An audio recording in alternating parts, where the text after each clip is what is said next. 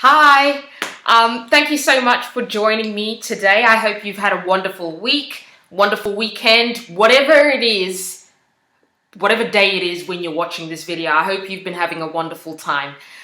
Before I begin, I just want to say thank you so much to all the people that have subscribed to the channel. Yeah, words can't describe how warm and fuzzy it makes me feel to know that people are enjoying the content and want to watch more. Yeah, I'm really happy and I appreciate the support. So thanks. Okay, so if you have just happened on this channel, might as well introduce myself. My name is Lulame, and this is just a channel where I talk about natural hair, dreadlocks in particular.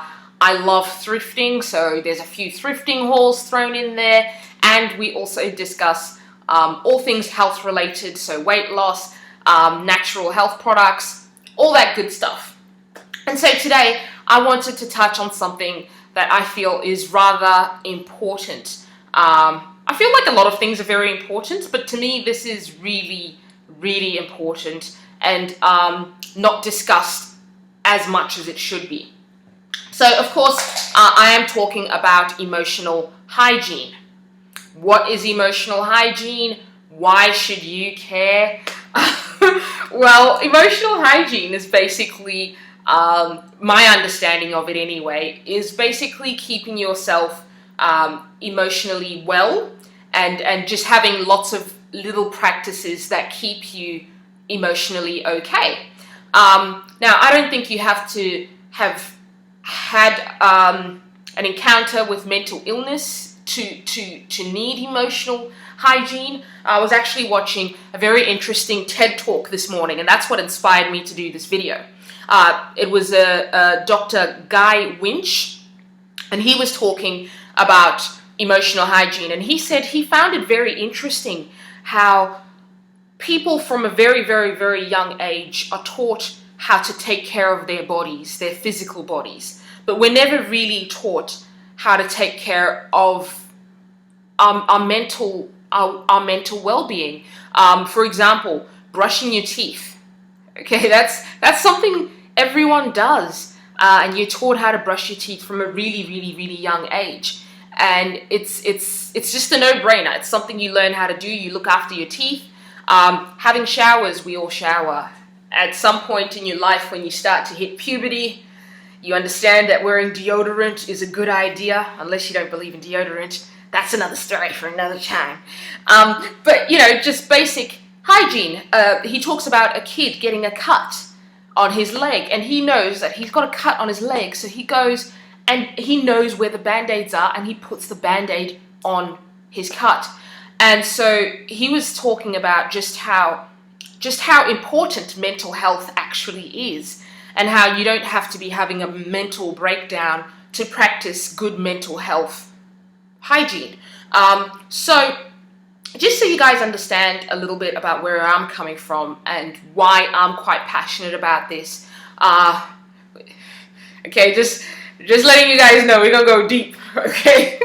So if you don't feel like swimming, you know, save it for another time. But yeah, I'm just gonna share a little bit more about myself, other than the fact that I love to thrift and I am quite cheesy on occasions. So about 3 years ago, I had a really, really hard time. I had a mental breakdown. I was in a mental health ward for 6 weeks. I was not okay. I was so not okay. Okay, and it got to a point where I just couldn't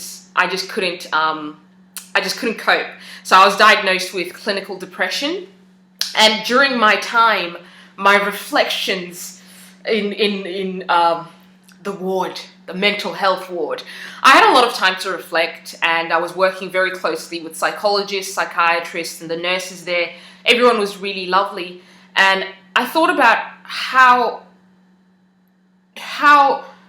my breakdown, so to speak, would have gone down had I been in a different country or had I been in a different place.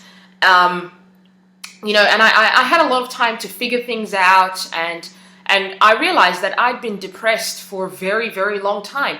And I'm not just talking about 4 or 5 years. I'm talking about most of my life. so people suffer from mental health issues for a range of reasons. And before I even continue, I just want to say I am not a doctor. I'm not a psychologist. I just want to share my experience and start a discussion.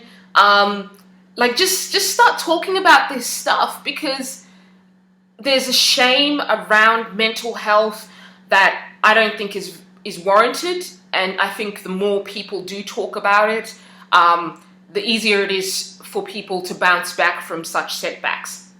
All right, so there's a whole range of reasons why people suffer mental health issues. Okay, and I'm not going to go into that. There's lots of qualified people that who are doing videos and all that. But I'm just going to generally. I have to just gather my thoughts. I'm just. Okay, I can smile and talk about it now, but a few years ago it was really hard. Some of us suffer from mental health setbacks because we have a predisposition to that. It's something that might be genetic, something that we are prone to. Some of us might suffer from mental health issues because of an event in our life. It might have been an event that was a long time ago, and then you just haven't properly dealt with it. In my case, it was a series of events, a big series of events over a very, very, very long period of time.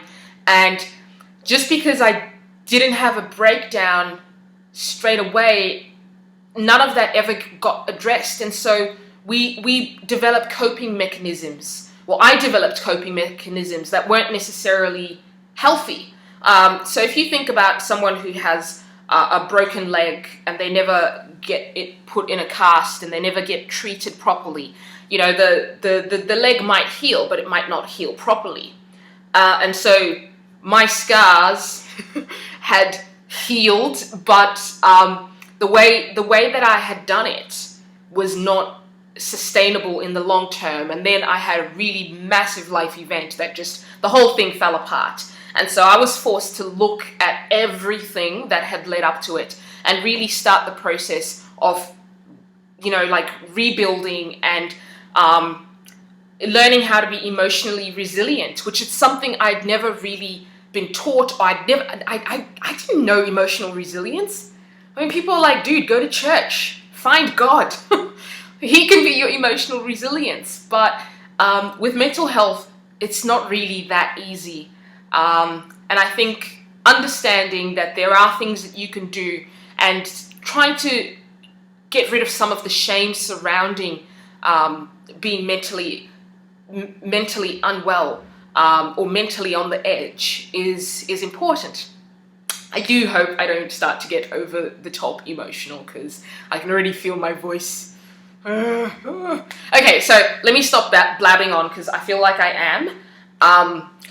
There's 3 things that I want to share with you that I do to try and keep myself mentally okay, mentally healthy, right? So like brushing your teeth. Your teeth don't have to be falling out for you to decide to brush them, okay?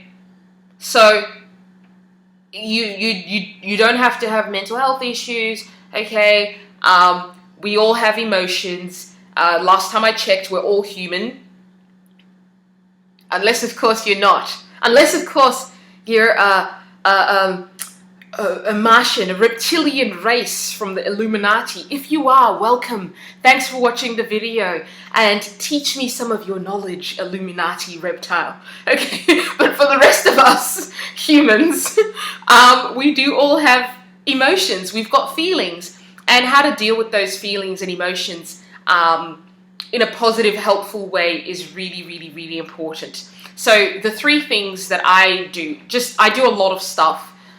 One of which is take medication. I said it, I'm on medication. And you know what?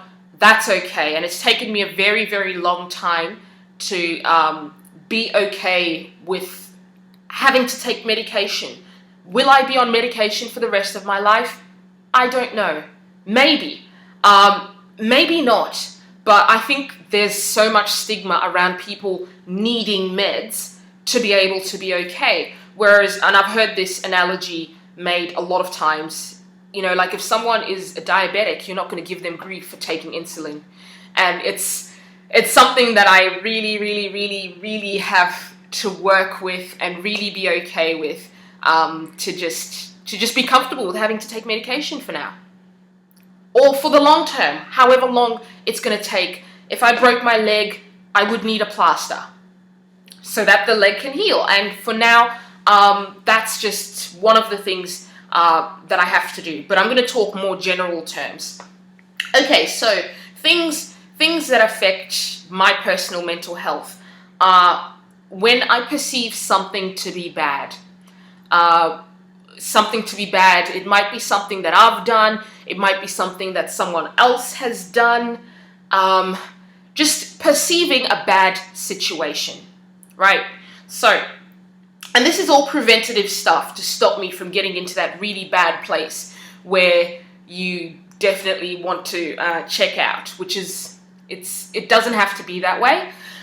So things that I do, if I perceive something to be bad, first of all, I'll ask myself, how can I fix it? Or what can I do? Is there something that I can do right now to alleviate the situation? If I think that someone is upset with me, can I talk to them? Can I talk to someone else? Can I, if it's something to do with work, call my manager? Like, what can I do to fix it, right? If there's something that I can do to fix it. So I've got my notebook, and I'll sit there and I'll write down stuff that I could do. So I'll try to problem solve, right? And then I'll leave it alone. And if I'm still thinking about it, if I'm still ruminating about it, right, I've done all that I can to help the situation, to make it better if I possibly can. And if I'm still ruminating about it, and if I feel like I cannot fix it, then I'd sit down and then do this process. Okay, so this is a really cool process. It's a line of inquiry that helps you get to the bottom of the fear, of the anxiety. So let's say, for example, my friend is upset with me, or my friend is not talking to me. Okay, and I've done all the things that I can. I've called her, or I've done all the things that I possibly can do to make it better, but she's still pissed. Homegirl's just like, ain't nobody got time for you. Don't want to talk right now. And that might be making me feel like shit. So what I would do is I'd sit down and I'd go through this line of inquiry. Okay, so first question, right? I'll write the statement, my friend is mad at me. Okay, my friend is mad at me. First question is, why is that so bad? And I would literally go through and write it down. So my friend is mad at me. Why is that so bad? And then I'd write, because she's my friend. And then the next question is, what does that mean? So, why is it bad that my friend is mad at me? Because she's my friend and I want to talk to her. Why is that so bad that she doesn't want to talk to you right now? And then you just alternate the two questions. What does that mean? Why is that so bad? And what does that mean? And why is that so bad? And what does that mean? And why is that so bad? And what does that mean? And why is it so bad? Get the gist? And you just keep doing it and doing it and doing it until you feel like you cannot go any deeper. And chances are you'll find that rooted in that fear or anxiety is something that's not that rational. It might be, geez, so I'm a worthless person. And what does that mean if that's what you think that means, that you're a worthless person, your friend doesn't want to talk to you, you're a worthless person. And then why is that so bad? Oh, well, then it means that and at the root of it, you'll be able to come to a conclusion, and you can see just how something as normal as having a disagreement with your friend or your partner or someone can escalate to something very, very, very serious and unrelated. And when you catch it, whilst it's still at that early stage, when you catch those thoughts, whilst they're still at that early stage, you can look at the progression and say, hey, that's not reasonable, that's not rational. Like, You know, I don't think that's worth the amount of pain that I'm going through, and there's no connection to that. So that's one thing that I do. It might be helpful for you. My psychologist gave me that little tip, and I do find it helpful, especially when I feel like I can't fix things. And another thing that I do is that when I am feeling lonely, I reach out, and I never used to do that. And guys, the shame around feeling lonely is so real. Like people are on Facebook, and everyone seems to be having a fabulous social life, doing stuff, and you know, there you are feeling lonely. And you might actually have people around you in your house. You know, like you might be surrounded by people and still feel lonely. And so one of the things that I try to do when I am feeling lonely is just be brave, talk to someone or call them, and be emotionally honest with yourself, or talk to someone who you can be emotionally honest with, and just be brave. Pick up the phone, leave someone a happy message, because they might be feeling lonely too, okay? And so just understanding that if you're feeling lonely, that doesn't mean you're a loser. It doesn't mean you're it doesn't mean that at all. We all suffer from these things every now and then, but just having the courage to pick up the phone, or say to your partner or your friend or whoever it is that's around you, hey, can we just put these down for a sec? Can we just chat? Can we just have a D&M? You know, so my husband and I, this might help you. My husband and I have a new rule in the house. So we have decided that we are not going to communicate, like we're not going to talk. I'm not going to say anything to him unless we're in the same room. So we got into this bad habit of just yelling out to each other. Like he'd be in the back room and I'd be like, hey, you know, and I don't know what he's doing. I don't know if he's necessarily listening. And so we're making it a very conscious decision to sit down, not necessarily sit down, but just being in the same space and looking at each other when we're communicating. So instead of, you know, being there with like 50 million devices, we're actually just going to be, hey, I'll put this down. My phone is down. Talk to me. And I've found that I've been getting a lot more meaningful interaction and conversation, just because my face is not in a phone, his face is not in a phone. And sometimes you need to hang out with people other than your spouse. Go outside, go for a walk, smile at randoms. And do you know what? It's weird because being the first to smile can be a little bit intimidating because you worry that you might be rejected. And I read something very cute the other day that inspired me, because I fear rejection just as much as the next person. Right? And this is what it said, and that's what I'll leave you with. Wouldn't you rather be the person that smiles first rather than the person that doesn't smile back? And I thought, you know what? Yeah.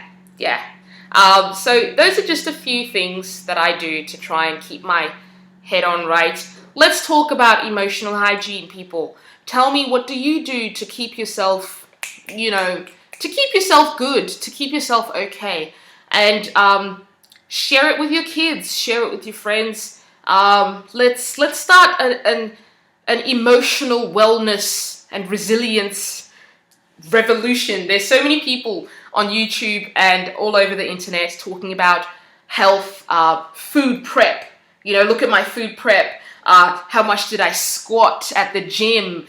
Intermittent fasting, all this stuff about your physical health. Let's start a thing. Let's talk about, hey, I've just done some mindfulness, y'all. You know, mindfully ate a bowl of pasta, enjoyed every bite. Can we start talking about this? All right, I do realize this video has gone on for a while. Love you so much. Thank you. If you like the video, please give it a thumbs up. Let me know what sort of content you're interested in. If you have any thoughts that you might want to share that will be helpful to people on, like, just spread the love, you guys. And again, thank you so much for watching.